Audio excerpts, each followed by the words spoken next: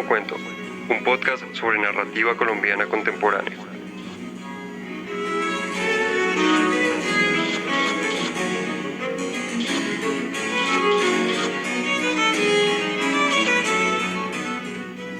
Bienvenidos y bienvenidas a Leo y Como Cuento, diálogos creados por estudiantes del Departamento de Literatura en el curso de Cuento Colombiano Contemporáneo. Universidad Nacional de Colombia, patrimonio de todos los colombianos. Bienvenidos y bienvenidas a este episodio del podcast. Mi nombre es Daniela Guzmán y hoy estoy aquí junto a Valentina Puerto para hablarles de un cuento que, en nuestra opinión, es bastante conmovedor. Antes de acercarnos al cuento, quisiera hablarles un poco acerca del autor. El escritor de este cuento es el autor bogotano Guido Leonardo Tamayo Sánchez, quien es, además de cuentista, comunicador social, novelista, editor, ensayista, antólogo y profesor. También ha sido ganador de premios, entre los que están el Premio Nacional de Cuento de la Ciudad de Bogotá, el Premio Nacional de Novela Breve de la Universidad Javeriana, entre otros. Entre sus antologías se puede destacar Voces desde el Centro del Mundo, Panorama del Nuevo Cuento Ecuatoriano. Ha sido también encargado de diferentes ferias del libro en ciudades de Colombia y ha sido gestor cultural. En cuanto a su carrera profesoral, ha sido profesor de expresión escrita de la Universidad Externado de Colombia y de la Maestría de Escrituras Creativas de la Universidad Nacional de Colombia. Esta vez encontramos su nombre entre los cuentistas de una antología, en Cuentos y Relatos de la Literatura Colombiana, específicamente en el tomo 3, una antología hecha por Luz Mari Giraldo. Ya habiendo presentado al autor de este cuento, creo que podemos decir el nombre del cuento del que vamos a hablar hoy. Este se llama Salir de casa. Y acá nos detenemos un momento para recomendarle a usted que pause este podcast, vaya, le eche una leidita al cuento y luego vuelva a conversar con nosotras. Salir de casa es un cuento breve, apenas 4 páginas, como para leerlo en un rato libre, o mejor, si se puede, para leerlo en voz alta a algún ser querido, para no olvidar ni al cuento ni a esa persona. Acá encontramos a 2 personajes, uno en quien se va a centrar la narración y su esposa.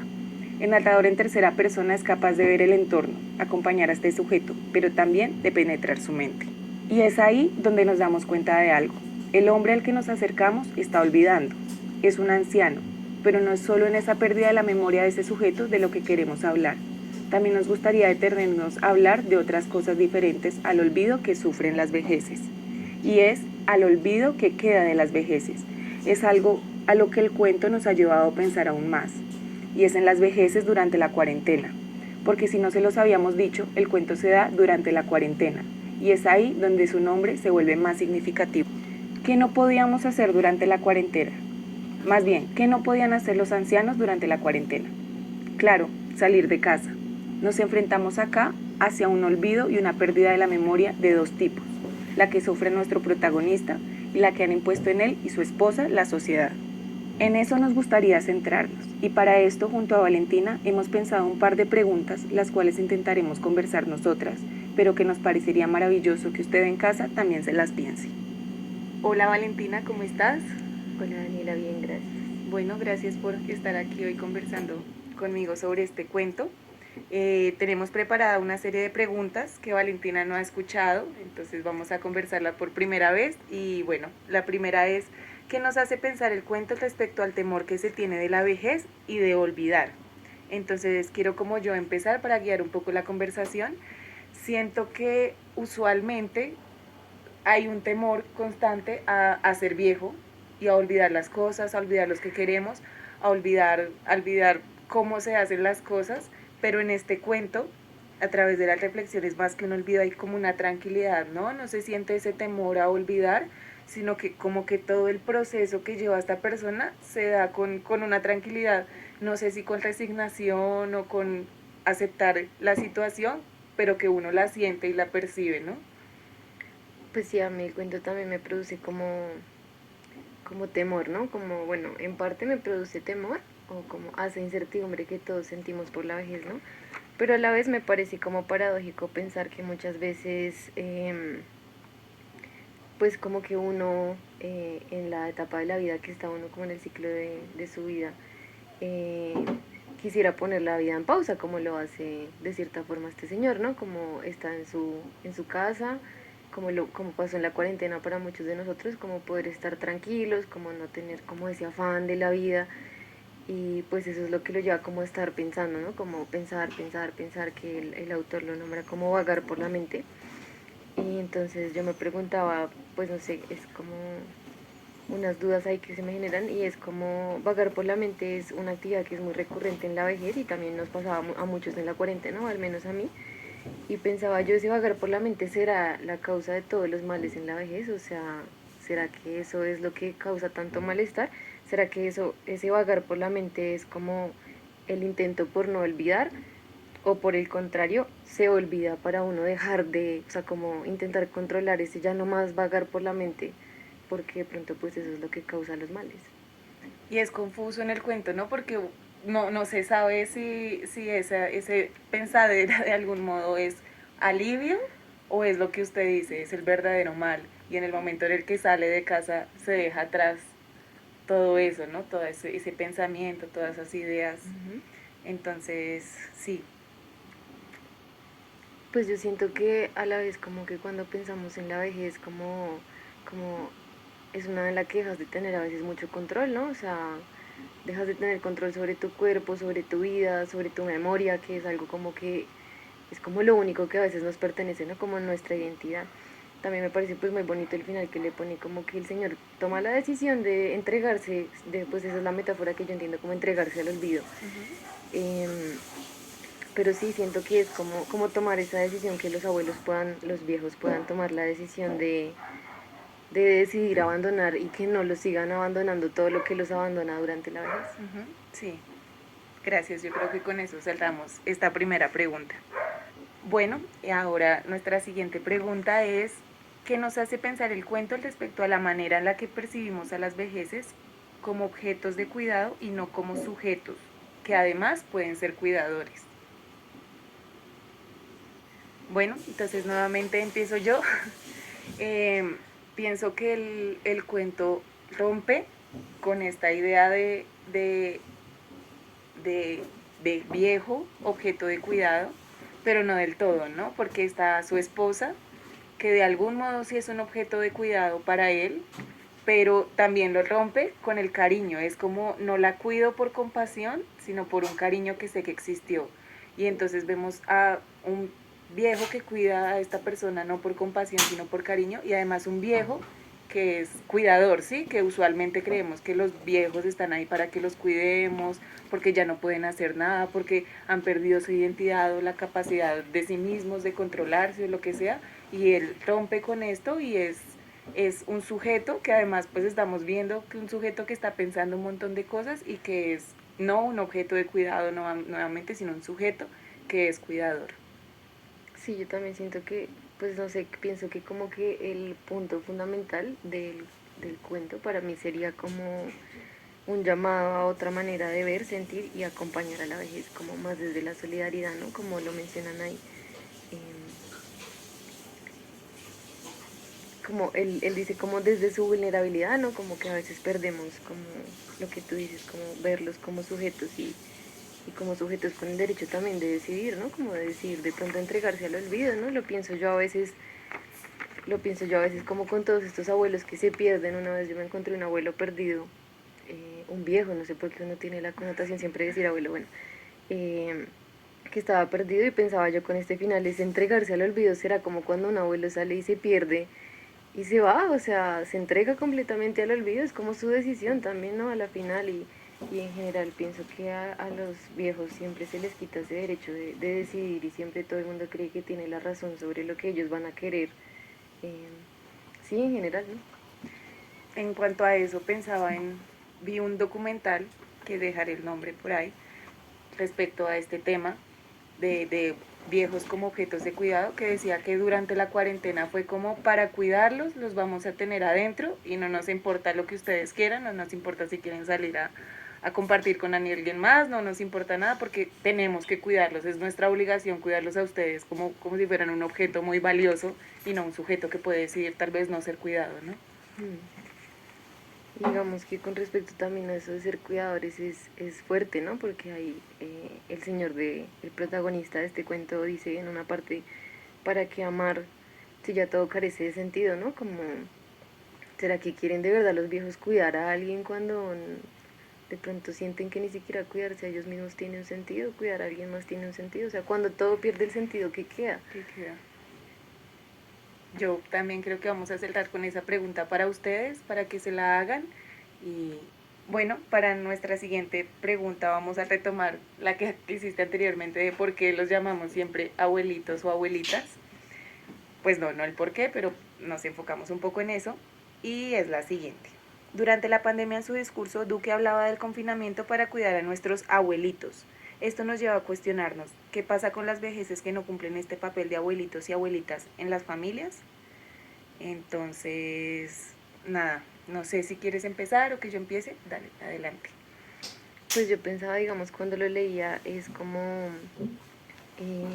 sino pues lo que yo decía, como no todos cumplen esos roles y es también, de cierta manera, pues olvidarnos, ¿no? de que son individuos con todas sus particularidades y que son diferentes contextos, ¿no? En este vemos un protagonista que se asume que no es un viejito pobre, digamos, por ejemplo, porque vive pues en una localidad que podríamos decir pues estrato medianamente alto.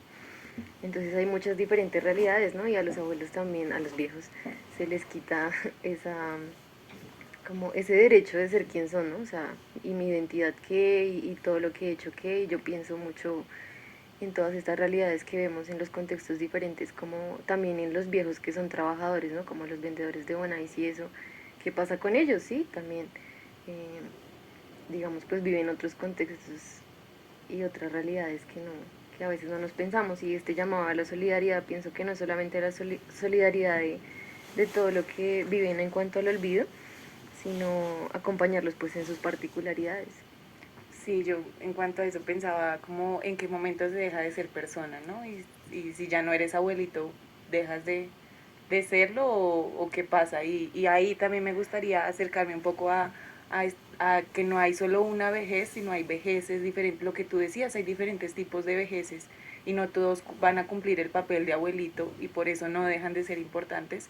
Y sí, también siento que el cuento es un llamado a lo que dices, a la solidaridad con estos diferentes tipos de vejeces que existen, que pues no todas son como las de este viejito que afortunadamente, viejito no, viejo, que afortunadamente pues puede vivir bien, pero hay diferentes tipos de vejeces que es como también son importantes, ¿no? No necesariamente vamos a cuidar a nuestros abuelitos y abuelitas porque son eso, como la parte central de la familia, sino porque pues son personas, ¿no? Entonces, Pienso yo como que yo pensaba como todo en la vejez de cierta forma te abandona, ¿no? Te abandona la memoria, te abandona la vitalidad, te abandona, y cuando ya han sido abandonados por mucho tiempo, ¿qué pasa? O sea, ¿qué pasa con este tipo de viejos que han sido abandonados desde siempre? ¿Sí? Que no tienen hijos, que no tuvieron nietos, que no tuvieron pues todas estas cosas que uno pues normalmente asocia con la vejez. Y es como cuando nunca ha habido felicidad, cuando nunca ha habido como unos buenos recuerdos, el abandono o el entregarse al olvido, pues tal vez es una manera un poco más sencilla de salir de todas esas realidades de pronto. sí, listo. Y vamos con nuestra siguiente pregunta, que es la siguiente.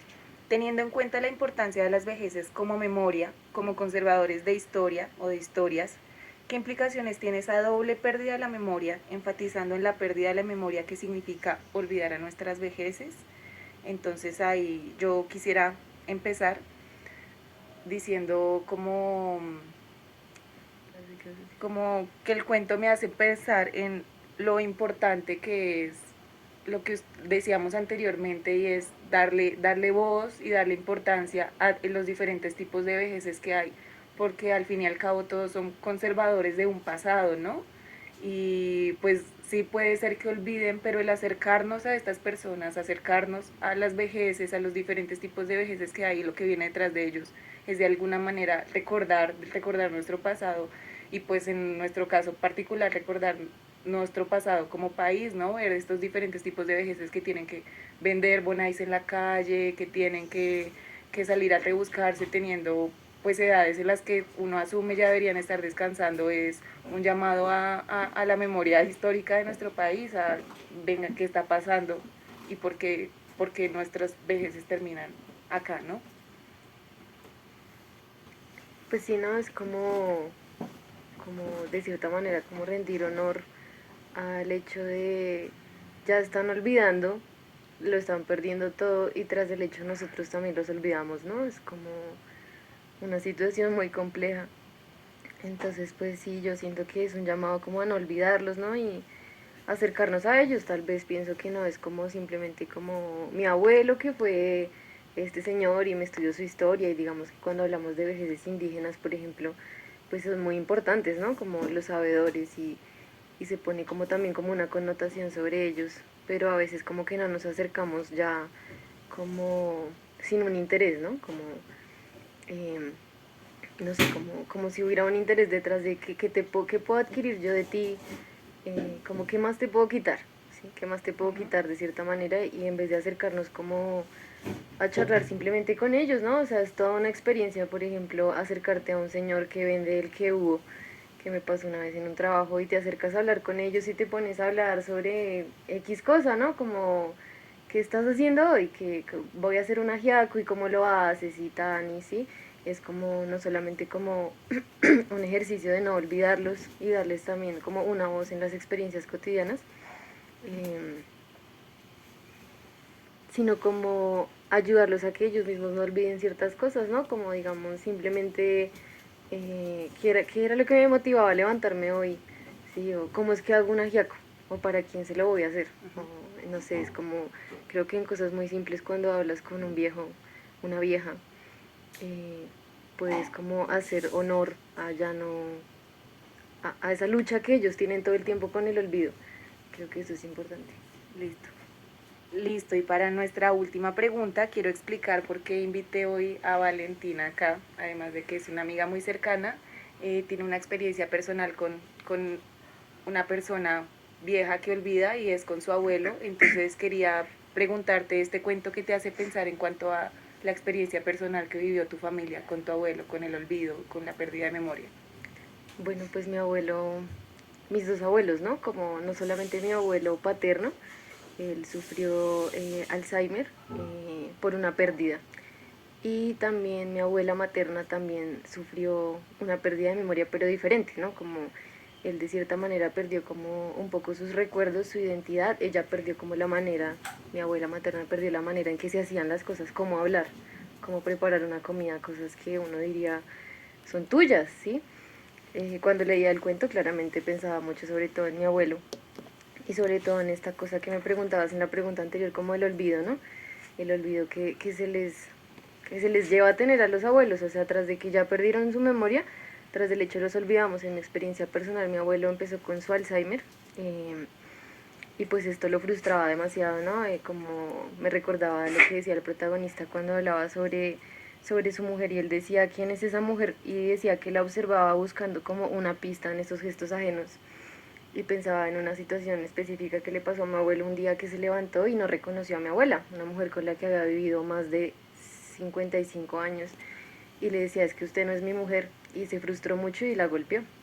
Entonces eso fue como un quiebre en la familia, y de ahí surge como la decisión de sus hijos de internarlo en un geriátrico.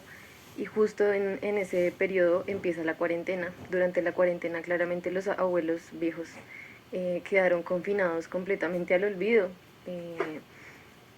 A ellos no se les dejaba recibir ni una sola visita. Entonces pues prácticamente ninguno de nosotros lo volvió a ver. Y él estaba ya atrapado sin nada, o sea, ya no tenías tus recuerdos y ya no tenías ni siquiera aquellas pistas de lo que era medianamente familiar, ¿no? Porque yo hablaba a veces con mi abuelo, y aunque él no me reconocía y él decía, yo no sé quién eres tú, pero sé que algo somos tú y yo, ¿sí? Hay algo ahí que nos une, que no me acuerdo qué, como tampoco se acordaba de sí mismo, ¿no? No sé quién soy yo, sé que me llamo Agustín y ya, no sé nada más. Pero de cierta manera pues son todas estas particularidades, ¿no? Y todas esas cosas que los abandonan. Y me imagino, ¿no? ¿Qué pasaría por la mente? Yo siempre me pienso eso, como digo, en cuarentena me lo pensaba mucho, como cómo será este señor pobrecito allá confinado sin poder ver a nadie, ¿qué pasará por su mente, ¿no? Siendo olvidado. ¿Qué pasará por la mente de una persona que ya ha perdido tantos recuerdos?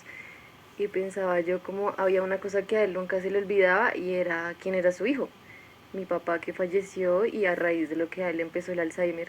y era una cosa que él nunca olvidaba, ¿sí? Era una cosa que para él siempre estaba presente, aunque olvidaba que había muerto a veces y nos preguntaba dónde está y teníamos que mentirle y dónde estaba y tocaba mentirle, ¿no? Como si le está trabajando, al menos pues para no agrandar su malestar.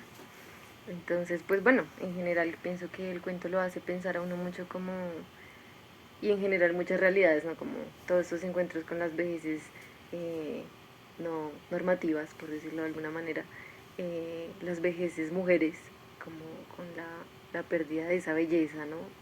También hegemónica de la juventud.